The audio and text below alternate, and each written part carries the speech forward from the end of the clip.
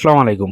আলহামদুলিল্লাহ আগামীকাল যেহেতু আমাদের ডাক বিভাগের আমাদের এই সেন্টারের কম্পিউটার সমাপনী পরীক্ষার এক্সাম হলো। তো এক্সাম শেষ করে বাড়ি ফেরার পথে যেহেতু আমরা সবাই একসাথে বাড়ি ফিরছিলাম তো অটোর মধ্যে বা গাড়ির মধ্যে সবাই আমাকে বলল যে, "ভাই আজকে আমরা রাতে পিকনিক করব।" যেহেতু আমরা অনেকদিন পর সবাই একসাথে হয়েছি বা আসলে একসাথে হওয়াই যায় না বা এরকম সময় পাওয়া যায় না। তো আজকে আপনার কাছে আবদার, আমরা সবাই মিলে আজকে পিকনিক করব। আপনি একটু আয়োজন করেন, আপনি একটু আমার সাথে থাকেন।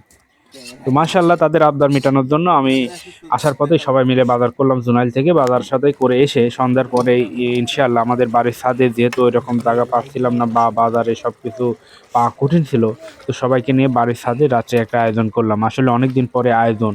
আর বর্তমানে সময় টাকা-পয়সা সব থাকার পরেও আসলে এরকম একটা আয়োজন করা যায় না। কারণ একসময় পকেটে টাকা ছিল না কিন্তু পর্যাপ্ত সময় ছিল, বন্ধু ছিল, বান্ধব ছিল।